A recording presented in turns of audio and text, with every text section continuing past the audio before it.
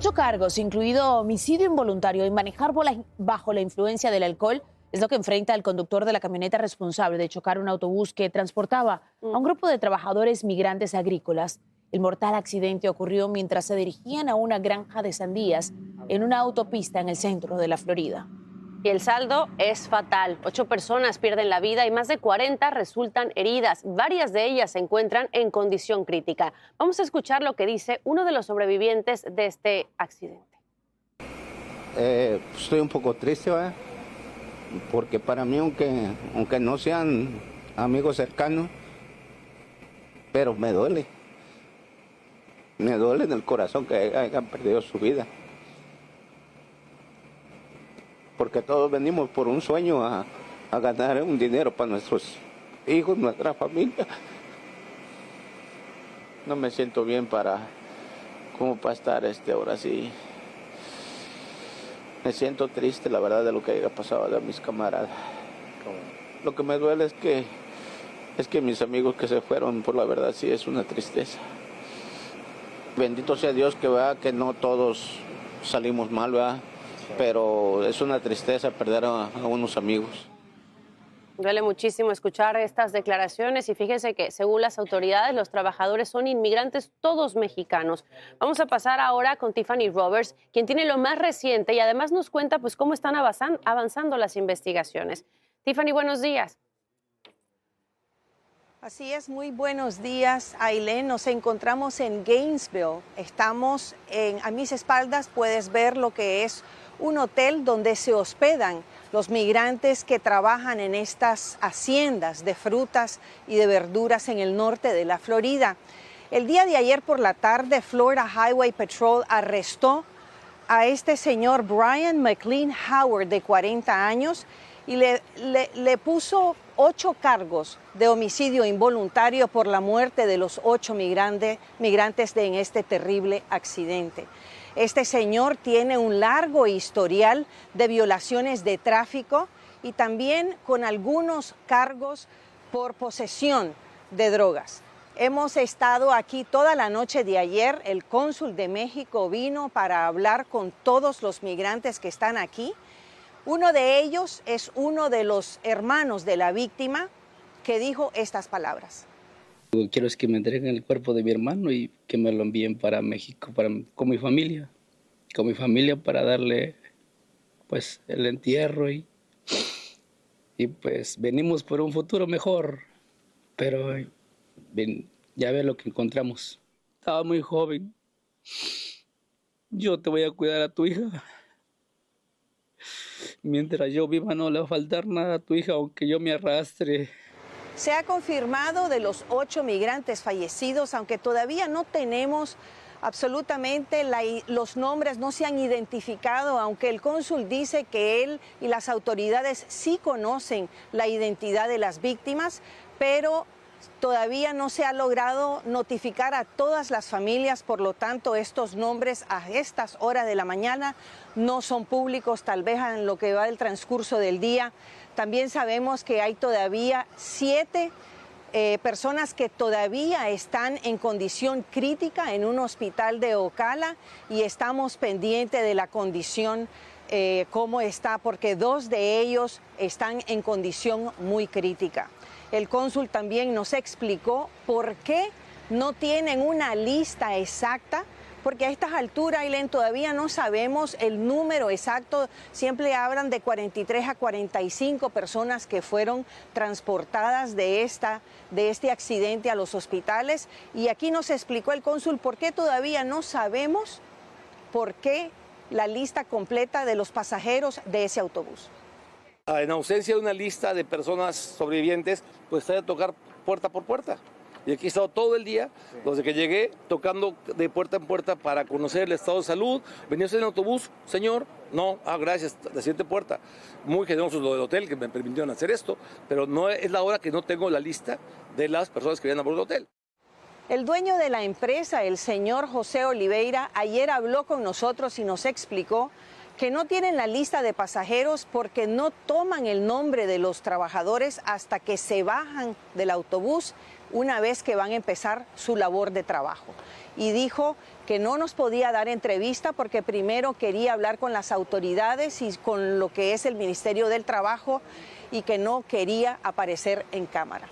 Eso es todo lo que tenemos por aquí. Ailén, regreso contigo en los estudios.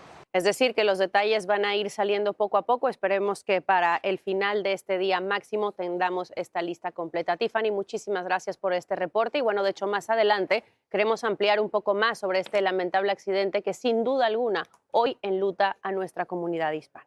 Y quiero que por favor preste atención a este dato que les voy a dar. Los accidentes relacionados con el transporte son la principal causa de muerte relacionadas con el trabajo entre los trabajadores agrícolas particularmente. Por ejemplo, en Florida han muerto al menos 83 personas y más de 400 han resultado heridas desde el año 1992. Y bueno, tras el reciente incidente en este estado, defensores de los empleados agrícolas dicen que cambiar la ley en Florida para exigir el uso de cinturones de seguridad y reforzar la aplicación de la ley, pues reduciría significativamente estas muertes que le acabo de mencionar. Para hablar de esto nos acompaña en estos momentos Thomas Kennedy, quien es activista y portavoz para la Coalición de Inmigrantes de la Florida. Bienvenido, Thomas, muchísimas gracias por acompañarnos aquí en La Voz de la Mañana. No, gracias por la invitación. Tomás, pues quiero que primero que todo me hables de las condiciones de este autobús en el que sabemos pues se trasladaban 43 trabajadores agrícolas y lamentablemente 8 personas pierden la vida hasta el momento. ¿Se sabe ya algo sobre las condiciones de este transporte? Bueno, la verdad es que no se sabe mucho. El autobús no tenía ningún tipo de insignia que marque la compañía o ese tipo de cosas, ¿no? Hoy se sabe que el conductor de la camioneta que causó el accidente fue arrestado. La policía dice que el número de muertes puede ser que suba y que van a tomar por lo menos 6 meses para saber qué exactamente pasó en este incidente. Pero el conductor de la camioneta le han puesto, creo que 8 cargos de DUI causado por manslaughter, ¿no? Entonces, como dije, va a tomar tiempo ver qué Claro. resulta la investigación, ¿no? Claro, y por supuesto a todos nos da pues mucha curiosidad y mucha preocupación porque esta no es la primera vez que ocurre un incidente así, por eso quiero profundizar un poquito más en el tema, porque como dices, en este caso en particular todavía no se dan a conocer tantos detalles, pero en otros sí, por eso quiero preguntarte cuáles son los problemas más comunes que presentan ese tipo de transportes que trasladan a los inmigrantes sobre todo que son trabajadores agrícolas en la mayoría de ellos. Bueno, lo que te puedo decir es que aquí en la Florida se pasó una ley el año pasado, la ley SB 1718, que fue una ley anti-inmigrante con muchas provisiones. Y dos provisiones que creo que tienen factor acá es que se requirió el uso de E-Verify, que es un sistema para chequear el estatus legal de trabajadores antes de que puedan trabajar en el estado. Y también se criminalizó el transporte de personas indocumentadas a la Florida. Entonces, ¿cuál es el resultado de esto? El estado de la Florida es un estado con una industria agrícola y de construcción gigantesca que necesita de labor inmigrante tradicionalmente. Entonces, este tipo de prohibiciones que empujan a las personas indocumentadas a las sombras, no eliminan la necesidad de esa labor que se ha necesitado para estos sectores laborales. Como te dije, empuja a las personas a las sombras y crea una especie de mercado negro en que la gente es transportada, explotada y no tiene protecciones laborales y se presta a este tipo de incidentes, ¿no? Lamentablemente. Así es, Tomás, y esperemos que a raíz de lo que pasó precisamente ayer aquí en Florida, que se hizo público, que todo el mundo estamos siguiendo, pues cada detalle nuevo que sale respecto a la investigación, pues realmente se tomen medidas para evitar que este tipo de situaciones pasen y pues que obviamente ya haya una ley que realmente proteja a estos trabajadores agrícolas. Muchísimas gracias por habernos acompañado. Y la empresa de aviones Boeing amanece con nuevos problemas, pues el Departamento de Justicia está acusando a la compañía de violar un acuerdo alcanzado luego de 2 mortales accidentes de avión. Ese convenio permitía que Boeing evitara un proceso penal. ¿Qué ocurrirá ahora? Bueno, vámonos hasta Washington D.C. con Edwin Pitti, quien nos tiene detalles de todo lo que está ocurriendo. Muy buenos días, Edwin, te escuchamos. ¿Qué tal, Lindsay? Muy buenos días. En efecto, ya esto se venía a venir porque la compañía Boeing ha estado bajo fuerte escrutinio por muchos meses por esos 2 accidentes que tú mencionas ocurridos en el año 2018 y el 2019. Uno en Indonesia y el otro en Etiopía, donde murieron todos los pasajeros, incluyendo los tripulantes de ambos vuelos. En uno de ellos había incluso una estadounidense de 24 años y su padre el día de hoy celebra la acción que está tomando el Departamento de Justicia. Lo que sabemos es que autoridades federales de ese departamento enviaron una carta a una corte federal en Texas, dando a conocer que están considerando presentarle cargos penales a la compañía Boeing por no haber llevado a cabo parte del acuerdo para evitar que reciban cargos por temas penales y de fraude. Esto es muy importante por todo el escrutinio, incluyendo parte del Congreso que ha estado investigando cómo Boeing habría fallado en el diseño y en todos los parámetros de seguridad de su reconocida aeronave 737 MAX. Y aquí el punto clave es que a pesar de que Boeing es una empresa que garantiza el trabajo de miles de norteamericanos, no se puede ignorar las fallas en los temas de seguridad que han dado mucho de qué hablar. Pero también hay que dejar muy claro que Boeing ha reaccionado a través de un comunicado diciendo: creemos que hemos cumplido los términos de ese acuerdo y esperamos tener la oportunidad de responder al departamento sobre ese tema.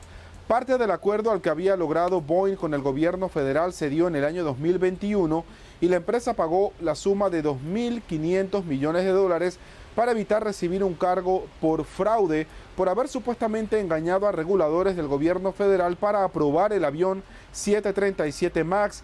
Pero vemos cómo supuestamente, por lo que está diciendo el Departamento de Justicia, Boeing no habría cumplido con esa parte del acuerdo y eso podría representarle serios problemas. Lindsay.